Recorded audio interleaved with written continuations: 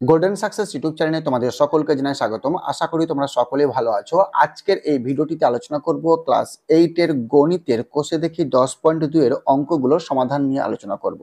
এর আগের ভিডিওতে আমি কোষে দেখি 10.2 এর 1 থেকে 5 দাগ পর্যন্ত অঙ্কগুলো সমাধান করে দিয়েছি।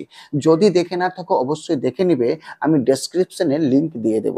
ঠিক আছে, আজকে আলোচনা করব ক্লাস 8 এর গণিতের কোষে দেখি 10.2 এর 6 দাগের অঙ্ক থেকে করব আমরা। ঠিক আছে, আজকের এই ভিডিওতে করব 6 দাগের অঙ্ক, 7 দাগের অঙ্ক, 8, 9 আর আরেকটা করব 10 দাগের অঙ্কটা করব। এদিকে রয়েছে 10 দাগের অঙ্কটা। ঠিক আছে, এই অঙ্কগুলো করব আমরা। 5টি অঙ্ক করব, 6 দাগ, 7 দাগ, 8, 9, 10, এই 5টি অঙ্ক করব। তো চলো ভিডিওটি শুরু করি। তার আগে ছোট্ট একটা রিকোয়েস্ট, চ্যানেলে প্রথম হলে এক্ষুনি যাও পরবর্তী নতুন নতুন ভিডিও পাওয়ার জন্য চ্যানেলটি সাবস্ক্রাইব করে রাখবে। তো দেখো এখানে পড়ছি 6 দাগের অঙ্কটা। একটি কারখানায় 5 অশ্ব ক্ষমতা ও 3 অশ্ব ক্ষমতা দুটি মোটর আছে।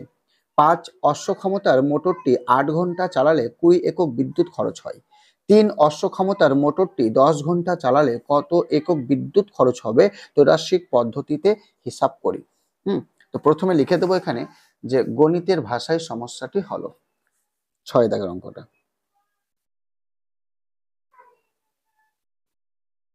গণিতের ভাষায়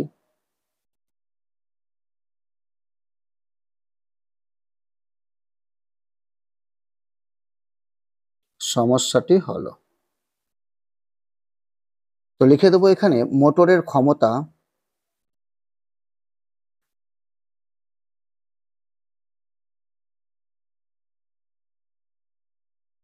ব্র্যাকেটে লিখবো অশ্ব ক্ষমতা,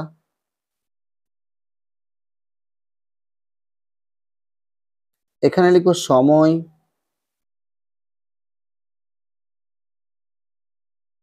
ঘন্টা, বিদ্যুৎ খরচ,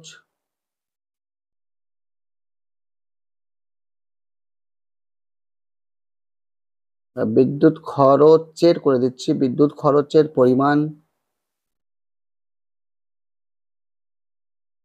ব্র্যাকেটে লিখে দেবো একক। ঠিক আছে, তো দেখো এখানে কি বলেছে যে 5 অশ্ব ক্ষমতা মোটরটি 8 ঘন্টা চালালে 20 একক বিদ্যুৎ খরচ হয়। ঠিক আছে, 5 অশ্ব ক্ষমতা মোটরটি 8 ঘন্টা চালালে 20 একক বিদ্যুৎ খরচ হয়। ঠিক আছে, 3 অশ্ব ক্ষমতা মোটরটি 10 ঘন্টা চালালে কত একক বিদ্যুৎ খরচ হবে ওরা বের করতে বলেছে। এবার এদের মধ্যে সম্পর্ক বের করব। তো দেখো ওটা বুঝো এবার মন দিয়ে, যে মোটরের ক্ষমতার সঙ্গে বিদ্যুৎ খরচের পরিমাণের সম্পর্ক বের করব। দেখো মোটরের ক্ষমতা যত বাড়বে, ঠিক আছে, বিদ্যুৎ খরচের পরিমাণ ততই বাড়বে। আর মোটরের ক্ষমতা যদি কমে যায় অবশ্যই বিদ্যুৎ খরচের পরিমাণও কমবে। তার মানে মোটরের ক্ষমতা ও বিদ্যুৎ খরচের পরিমাণের যে সম্পর্কটা হবে সরল। তো লিখে দেবো এখানে যে মোটরের ক্ষমতা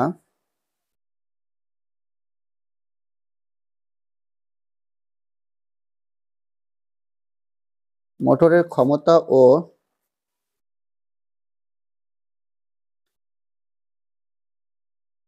বিদ্যুৎ খরচের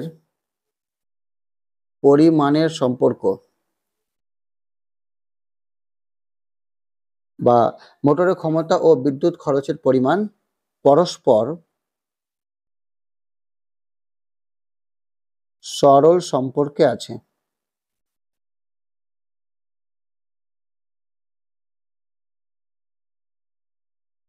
আছে, ঠিক আছে। এবার আমরা সম্পর্ক বের করব, সময়ের সঙ্গে বিদ্যুৎ খরচের পরিমাণের সম্পর্ক বের করব। তো দেখো এখানে সময় যত বেশি হবে বিদ্যুৎ খরচের পরিমাণ তত বেশি হবে, কারণ মানে যতক্ষণ ধরো মোটরের ক্ষমতা যে রয়েছে, এই মোটরের ক্ষমতা যদি 8 ঘন্টা চলে 20 একক হবে, যদি 10 ঘন্টা চলে অবশ্যই তারও খরচটা বেড়ে যাবে। তার মানে সময়টা যদি বাড়ে অবশ্যই বিদ্যুৎ খরচের পরিমাণও বাড়বে। হ্যাঁ, আর সময়টা যদি কমে যায় বিদ্যুৎ খরচ পরিমাণও কমবে। তো এক্ষেত্রেও কি হচ্ছে, সম্পর্কটা সরল হচ্ছে। তো লিখে দেব সময় ও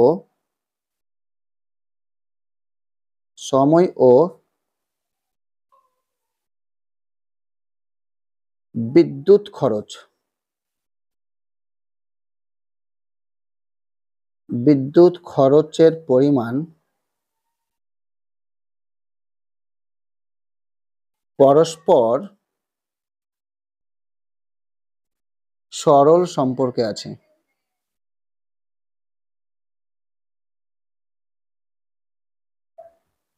সরল সম্পর্কে আছে। ঠিক আছে, চলো এবার অঙ্কটা করি। লিখে দেবো এখানে, অতএব বিদ্যুৎ খরচের পরিমাণ।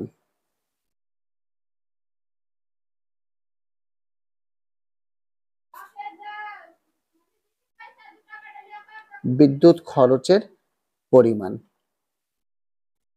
তো কি লিখবো, এখানে কত ছিল, 20 একক ছিল, তো 20 একক আমরা লিখে দেবো, মানে 20 লিখে দেবো, গণিত। দেখো, এই মোটরের ক্ষমতার সঙ্গে বিদ্যুৎ খরচের পরিমাণের সম্পর্ক কি ছিল, সরল। আর আমি বলেছিলাম সরল সম্পর্ক হলে এটাকে আমরা উল্টিয়ে লিখবো, মানে নিচের উপরে হবে 3 আর নিচে হয়ে যাবে 5, গণিত।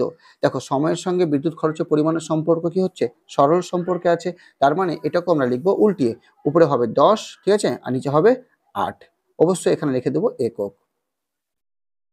একক। এবার কাটাকুটি করছি, দেখো 4 5 20, 4 2 8, আর কেটে দিচ্ছি 5 2 10। তার মানে কি পড়ে থাকছে এখানে, 3 গুণিত 5 একক। এবার 3কে যদি 5 দিয়ে গুণ করি তাহলে পেয়ে যাব 3 5 15 একক পেয়ে যাব আমরা। ঠিক আছে, আশা করি বুঝতে পেরেছো। তো এখানে লিখে দেবো, অতএব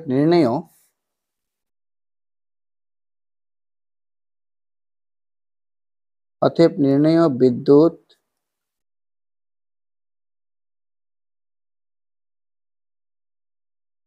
খরচের পরিমাণ 15 একক। চলো তারপরে অঙ্কটা করি। দেখো, এবার 7 দাগের অঙ্কটা করব। গোপালনগরের একটি তাঁত কারখানায় 14 জন তাঁতি 12 দিনে 210টি শাড়ি বুনতে পারেন। পুজোর সময়ে 10 দিনের মধ্যে 300টি শাড়ি যোগান দেওয়ার অর্ডার এলো। সময় মতো সেই শাড়ি যোগান দিতে হলে আরো কতজন তাঁতি নিয়োগ করতে হবে, ব্যাপকতর ত্রৈরাসিক পদ্ধতিতে হিসাব করে লিখি। তো এই অঙ্কটা খুব সহজ অঙ্ক। প্রথমে লিখে দেব এখানে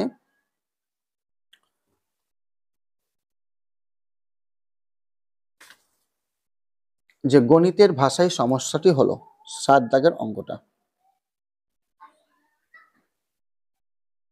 গণিতের ভাষায়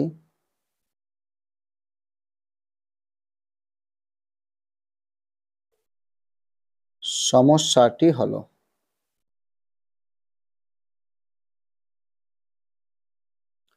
তো এখানে লিখে দেবো শাড়ির সংখ্যা,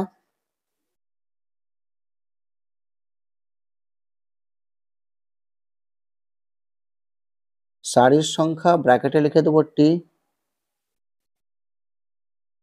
সময়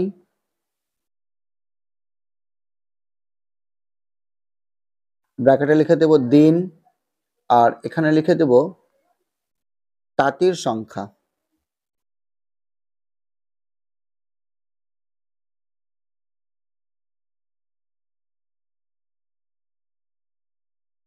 তাঁতির সংখ্যা ব্র্যাকেটে লিখে দেব টি। তো বুঝো, এখানে ওরা বলে দিয়েছে যে 14 জন লোক 12 দিনে 210টি শাড়ি বুনতে পারেন। তো 210টি শাড়ি বুনতে পারেন 12 দিনে 14 জন তাঁতি। ঠিক আছে, এবার 300টি শাড়ি 10 দিনে বুনতে পারবে কতজন তাঁতি, ওরা বের করতে বলেছে, তাই এখানে লিখে দিলাম। ঠিক আছে, এবার এদের মধ্যে সম্পর্ক বের করব।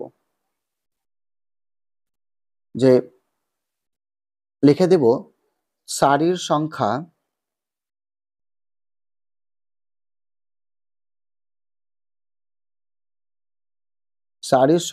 ও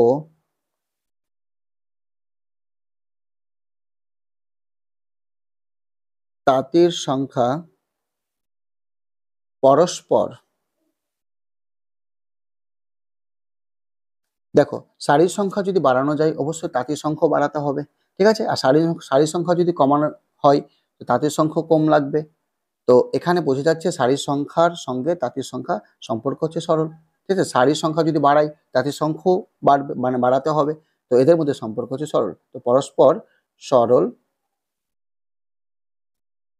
সম্পর্কে আছে।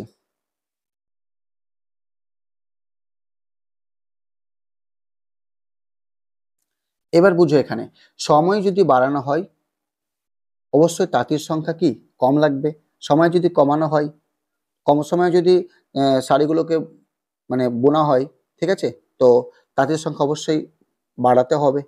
তো এখানে বোঝা গেল যে সময়ের সঙ্গে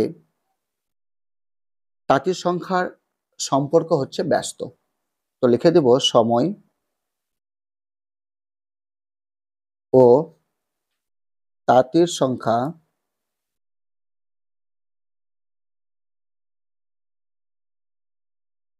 সংখ্যা পরস্পর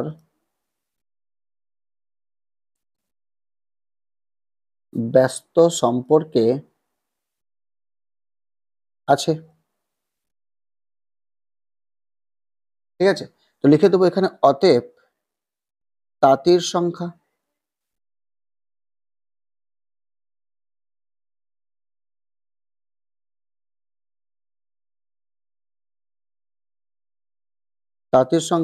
আগে আমরা 14 লিখে দেবো এখানে। ঠিক আছে, এখানে যেটা থাকবে ওটা লিখে দেবো 14। সারির সংখ্যার সঙ্গে তাঁতির সংখ্যার সম্পর্ক হচ্ছে সরল, আর সরল হলে অবশ্যই এটাকে উল্টে লিখবো, উপরে হবে 300 আর নিচে হয়ে যাবে 210। ঠিক আছে, আর সময়ের সঙ্গে তাঁতির সংখ্যার সম্পর্ক হচ্ছে ব্যস্ত, এটাকে আমরা যেভাবে আছে ওভাবে লিখে দেবো 12/10, উপরে হবে 12 নিচে হবে 10। অবশ্যই এখানে লিখবো, এখানে তাঁতির সংখ্যা এখানে লিখে দেবো জন। ঠিক আছে, এই জায়গাতে এককটা টি হবে না, জন হবে, তোমরা একটু ঠিক করে দেবা। এই জায়গাতে এককটা হবে জন, তাঁতির সংখ্যা জন।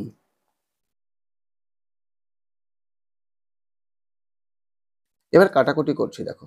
ঠিক আছে, বুঝতে পারলা, এই এককটা তাঁতির সংখ্যা জন হবে, টি কেন হবে আমি ভুল লিখেছিলাম, অবশ্যই তোমরা ঠিক করে নিবে যে তাঁতির সংখ্যা হবে জন, ব্র্যাকেটে এককটা, এখানে হবে জন। এবার কাটাকুটি করছি, দেখো, এই জিরো কেটে গেল, এই জিরো কেটে গেল, আবার এই জিরো কাটছি, এই জিরো কাটছি, 3 দিয়ে কাটছি, 3 7 21, আর 7 দিয়ে কাটছি, 7 2 হচ্ছে 14, সমান 2 গুণিত 12 জন। আর এখানে 12কে 2 দিয়ে গুণ করলে পেয়ে যাব 24 জন। তো উত্তর কি চাইছে ওরা? উত্তর চাইছে আরো কতজন তাকে নিয়োগ করতে হবে।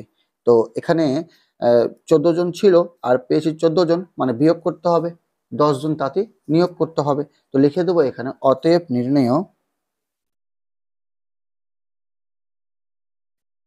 নির্ণেয় সময়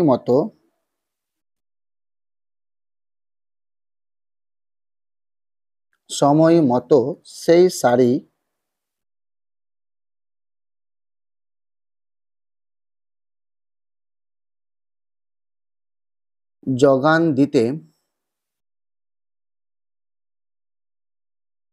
যোগান দিতে হলে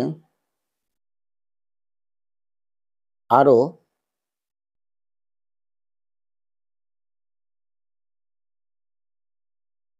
24 - 14 সমান 10 জন তাতে নিয়োগ করতে হবে।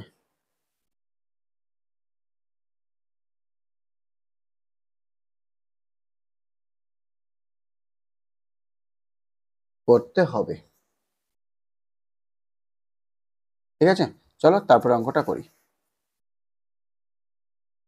দেখো এবার 8 দাগের অঙ্কটা, একটি সংস্থা জাহাজ থেকে 10 দিনে জাহাজের মাল নামানোর বরাত পেয়েছে। সংস্থাটি তার জন্য 280 জন লোক নিয়োগ করেছে। 3 দিন পরে দেখা গেল কাজটির এত অংশ, মানে 1/4 অংশ সম্পূর্ণ হয়েছে। ঠিক আছে, আর কতজন লোক নিয়োগ করলে কাজটি সময় মতো শেষ হবে তা ত্রৈরাসিক পদ্ধতিতে হিসাব করি। তো প্রথমে লিখে দেব এখানে যে গণিতের ভাষায় সমস্যাটি হলো 8 দাগের অঙ্কটা।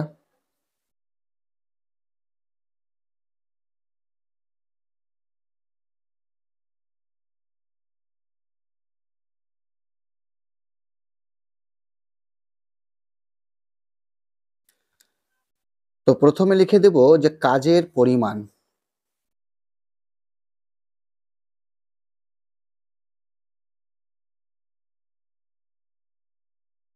কাজের পরিমাণ ব্র্যাকেটে লিখব অংশ, সময়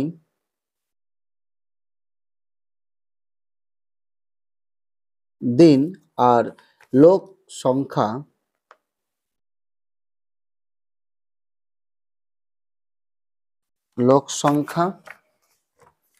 এককটা অবশ্যই লিখব জন। তো দেখো কি বলেছে ওরা, 10 দিনে জাহাজের মাল নামানোর বরাত পেয়েছে। তো এখানে 280 জন লোক নিয়োগ করেছে। তো 280 জন লোক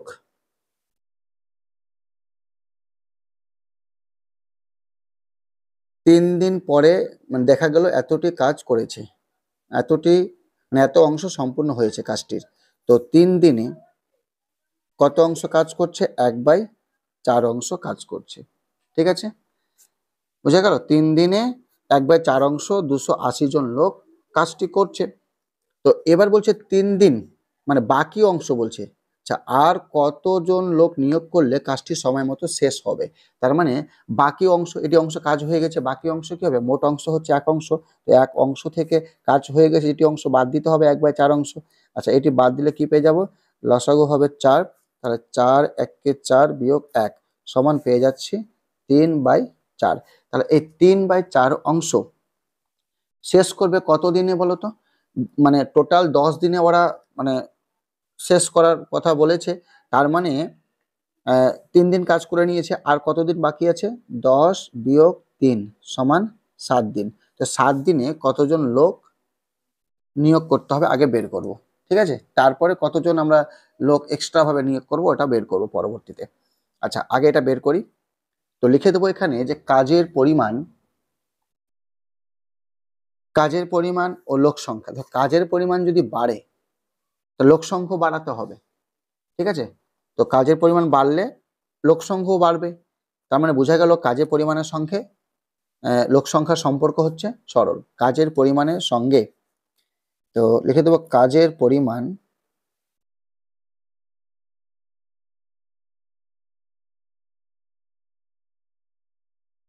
পরিমাণ ও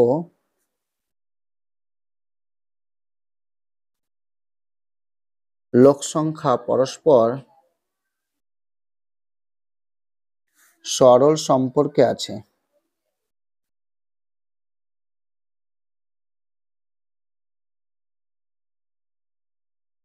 আছে এবার সময়ের সঙ্গে লোক সংখ্যার সম্পর্ক বের করব।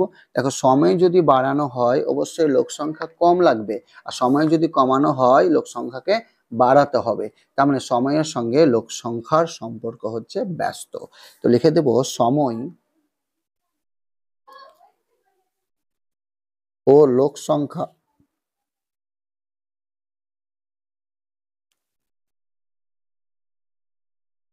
সংখ্যা পরস্পর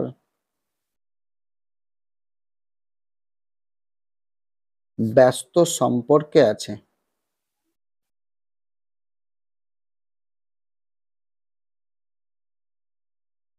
এবার লিখে দেবো অতএব লোক সংখ্যা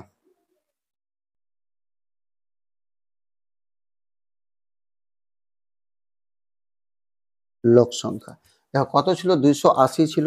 তো এখানে আগে 280 লিখে দেবো, এখানে যেটা থাকবে ওটাকে লিখে দেওয়া গুণিত। এবার সম্পর্ক দেখব। দেখো কাজের পরিমাণের সঙ্গে লোক সংখ্যার সম্পর্ক কি? সরল বলেছি, আর সরল হলে এটাকে উল্টিয়ে লিখবো। তাহলে উপরে কত হবে? 3/4 আর নিচে হবে 1/4 গুণিত। দেখো সময়ের সঙ্গে লোক সংখ্যার সম্পর্ক হচ্ছে ব্যস্ত, তাই এটা যেইভাবে আছে ওভাবে লিখে দেবো। উপরে হবে 3, নিচে হবে 7, অবশ্যই এখানে লিখবা জন। এবার দেখো সমান 280 গুণিত 3/4 লিখে দেবো গুণিত, এটাকে যখন উপরে করব তো এটা উল্টে যাবে, 4/1 হয়ে যাবে। ঠিক আছে, গুণিত 3/7 জন। এবার কাটাকুটি করছি। দেখো 4 1 কে 4 কেটে গেল 1 দিয়ে, আর 7 দিয়ে কাটছি, 4 7 28, একটা 0 মানে 40 হবে। আর কি কি পড়ে আছে এখানে দেখো, 40 পড়ে আছে, গণিত 3, আর একটা পড়ে আছে 3। অবশ্যই এখানে লিখবা জোন। এবার গুণ করছি, দেখো গুণ করছি এখানে, যে 3 তিরিকে 9 হচ্ছে, এটি গুণ করে 9 কে 40 দিয়ে গুণ করতে হবে, 4 9 36, তার মানে 360 জোন পেয়ে যাচ্ছি। ঠিক আছে, প্রথমে এটার সঙ্গে এটা গুণ করলাম, 3 তিরিকে 9 হলো, আর 9 এর সঙ্গে 40 গুণ করলাম, গুণ করে পাচ্ছি আমরা 360 জোন। এবার ওরা বলেছে যে সময় মতো, দেখো কি বলেছে, সময় মতো শেষ করতে হবে বলেছে। তো আর কতজন লোক নিয়োগ করলে কাজটি সময় মতো শেষ হবে? তো লিখে দেবো এখানে আর। অতএব নির্ণয়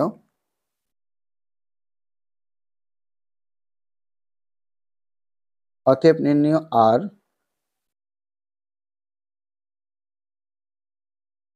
আর কত টোটাল ছিল 360 জন, আর আগে নিয়োগ করা ছিল কত 280 জন। তো 360 থেকে 280 বাদ দিতে হবে। বাদ দেওয়ার পর কত পাচ্ছে এখানে, যে 280 মানে এদিকে হচ্ছে 20 আর ওদিকে হচ্ছে 60, 20 আর 60, 60 মানে 80, তাহলে 80 জন। ঠিক আছে, 80 জন লোক নিয়োগ, 80 জন লোক নিয়োগ করলে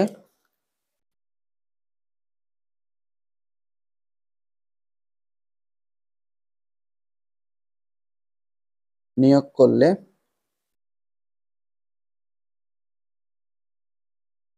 কাজটি সময় মতো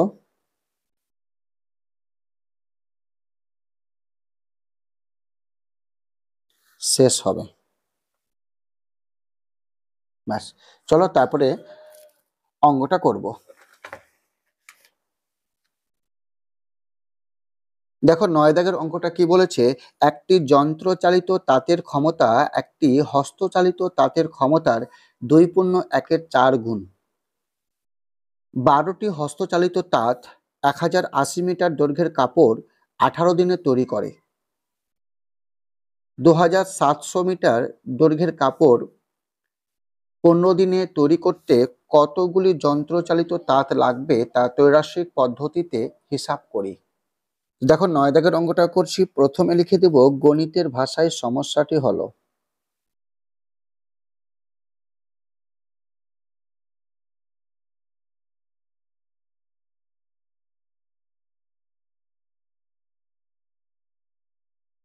হলো, তো লিখে দেব কাপড়ের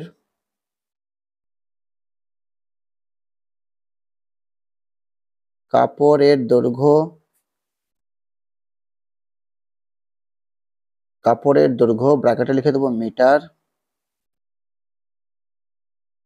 সময়, দিন,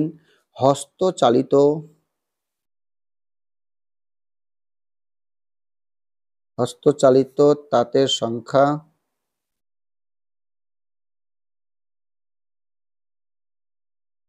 ব্র্যাকেটে দিয়ে দেব টি।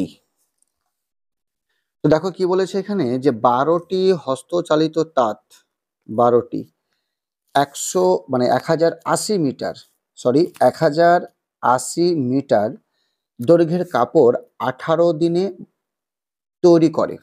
ঠিক আছে, 2700 মানে অর্থাৎ 2700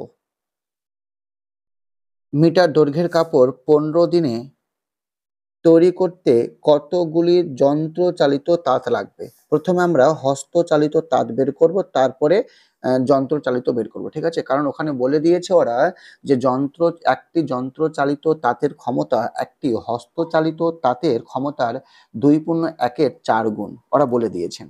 ঠিক আছে, তো চলো আগে প্রথমে হস্তচালিত তাঁতের সংখ্যা বের করি।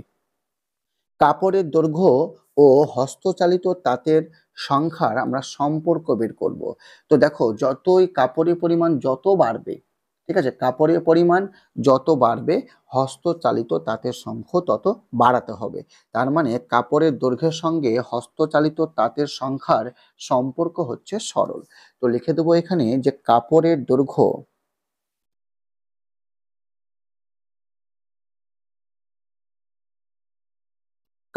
দৈর্ঘ্য ও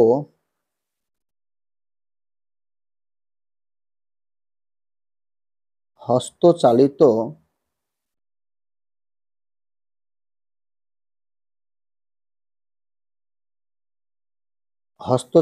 তাঁতের সংখ্যা পরস্পর সরল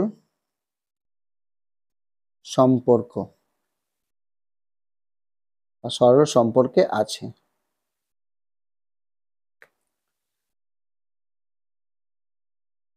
সময় আর হস্তচালিত তাঁতের সংখ্যার মধ্যে সম্পর্ক বের করব। দেখো, সময় যত বাড়বে হস্তচালিত তাঁতের সংখ্যা কমবে, ঠিক আছে? আর সময় যত কমবে হস্তচালিত তাঁতের সংখ্যা তত বাড়বে, ঠিক আছে? তার মানে এর সঙ্গে সম্পর্ক হচ্ছে ব্যস্ত।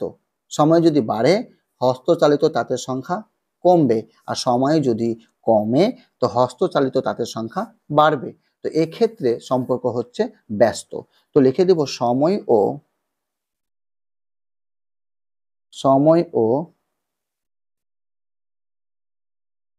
হস্তচালিত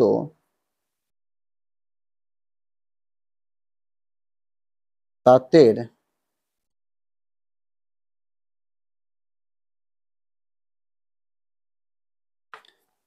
সংখ্যা পরস্পর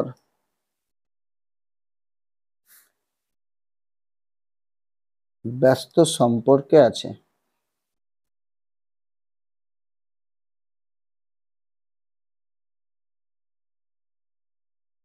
লিখে দেবো এখানে অতএব হস্তচালিত তাঁতের সংখ্যা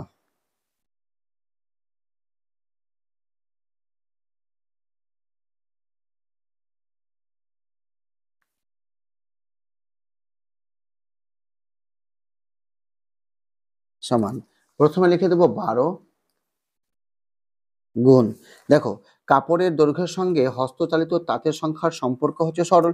সরল থাকলে এটা উল্টে লিখবো, উপরে লিখবো 2700 আর নিচে হবে 1080 গুণিত সময়ের সঙ্গে হস্তচালিত তাঁতের সংখ্যার সম্পর্ক হচ্ছে ব্যস্ত। তাই এটাকে আমরা যেভাবে আছে ওভাবে লিখে দেবো 18/15, ঠিক আছে? এবার এখানে অবশ্যই লিখতে হবে টি।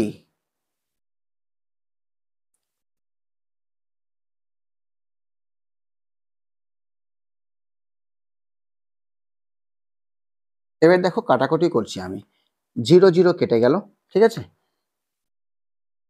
এবার কেটে দেবো এখানে,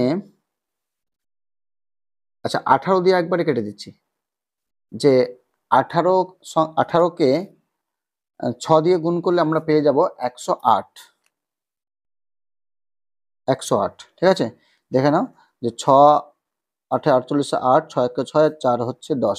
হ্যাঁ, এবার এখানে কাটাকুটি করছি আবার, দেখো 3 দিয়ে কাটছি, যে 3 4 12, 3 5 15,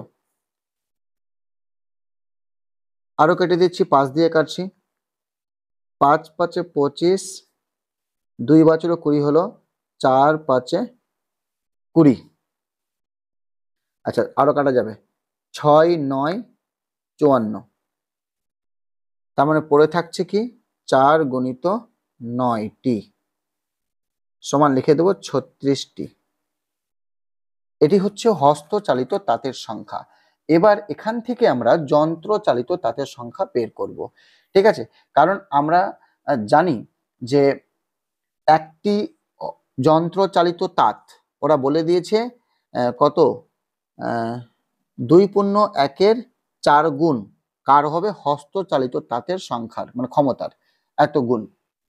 এবার লিখে দেবো এখানে যে একটি যন্ত্রচালিত তাঁত, দেখো অতএব একটি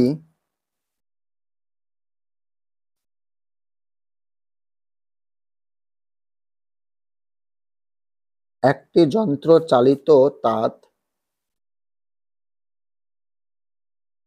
সমান 2.1/4টি হস্তচালিত তাঁত।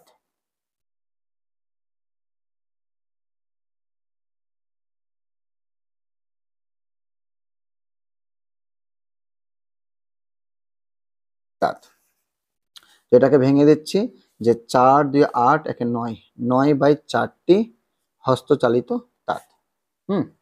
তো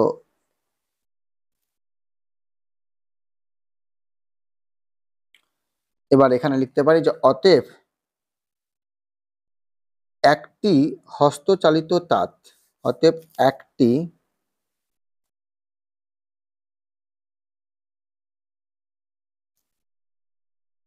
হস্তচালিত তাঁত সমান, এটা উল্টে যাবে, 4/9টি যন্ত্রচালিত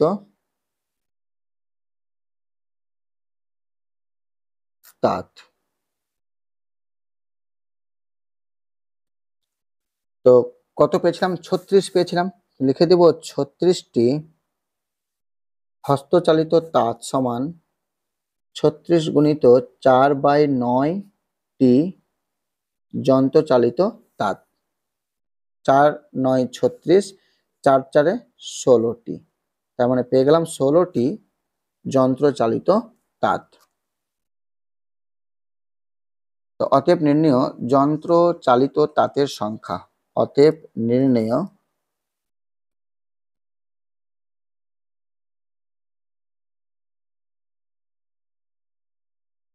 যন্ত্রচালিত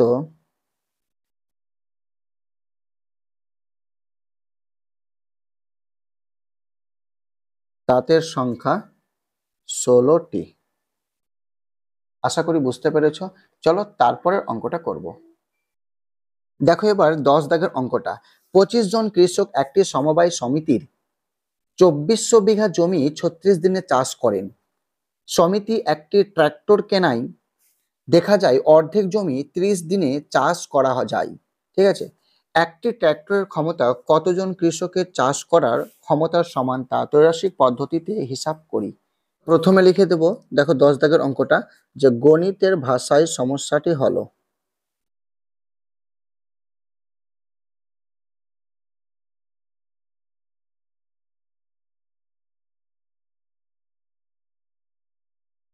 হলো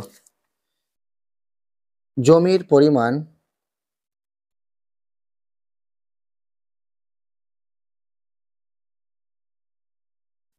ব্র্যাকেটে দিয়ে দেবো বিঘা, সময়, দিন, আর কৃষকের সংখ্যা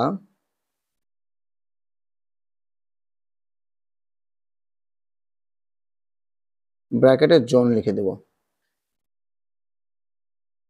ঠিক আছে, জন।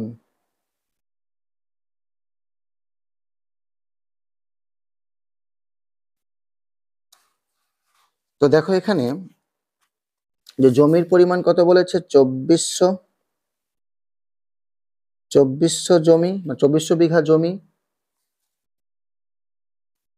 36 দিনে 25 জন কৃষক চাষ করেন।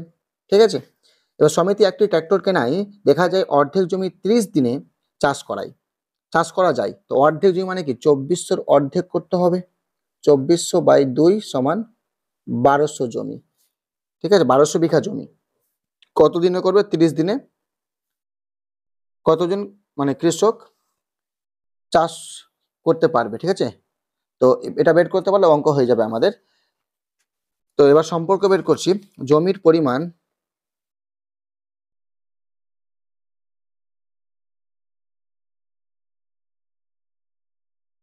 ও কৃষকের সংখ্যা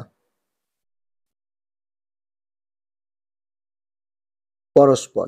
দেখো জমির পরিমাণ যদি বাড়ে তো কৃষকের সংখ্যা বাড়াতে হবে। ঠিক আছে, জমির পরিমাণ যদি বাড়ানো যায় বা বাড়াই তো কৃষকের সংখ্যা বাড়বে। এক্ষেত্রে সম্পর্ক হচ্ছে সরল। তাহলে জমির পরিমাণ ও কৃষকের সংখ্যা পরস্পর সরল সম্পর্কে আছে।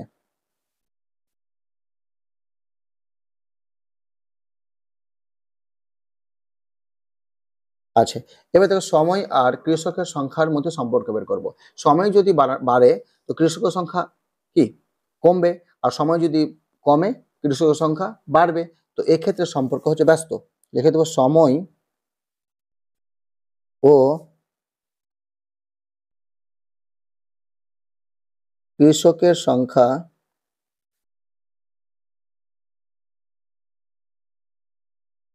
পরস্পর ব্যস্ত সম্পর্কে আছে।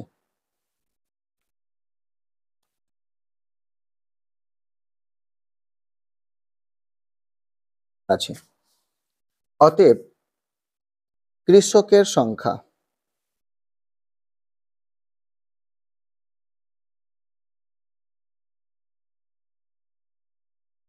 সংখ্যা প্রথমে কত ছিল? 25 ছিল ওখানে, এখানে 25 লিখে দেব। 25 গুণিত, দেখো জমির পরিমাণের সঙ্গে কৃষকের সংখ্যার সম্পর্ক হচ্ছে সরল, আর সরল থাকলে এটা উল্টিয়ে লিখবো, উপরে লিখবো আমরা 1200 আর নিচে লিখবো 2400 গুণিত সময়ের সঙ্গে কৃষকের সংখ্যার সম্পর্ক হচ্ছে ব্যস্ত, তাই এটা যেভাবে আছে ওভাবে লিখে দেবো, উপরে হবে 36 নিচে হবে 30, অবশ্যই এখানে লিখে দেবো জন। এবার কাটাকুটি করছি, দেখো দুটা শূন্য কেটে দিচ্ছি। হ্যাঁ, এবার 12 দিয়ে কাটছি। আচ্ছা, 3 বারং 36, 12 দুয়ে 24, 6 দুনা 12, আরো কেটে দিচ্ছি যে 5 6 30, 5 দিয়ে কাটছি, 5 5 25, তাহলে কি বেঁচে আছে এখানে? 5 গুণিত 3 জন, এবার গুণ করলে পেয়ে যাব আমরা 15 জন। ব্যাস, এবার লিখে দেবো আমরা উত্তরটা, যে অতএব নির্ণেয় একটি ট্র্যাক্টরের ক্ষমতা, অতএব নির্ণেয়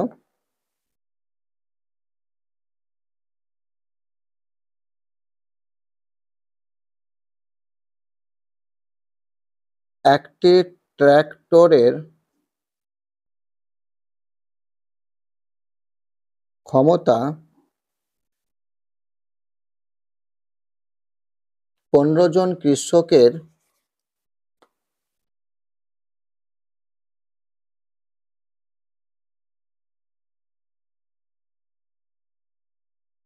চাষ করার ক্ষমতার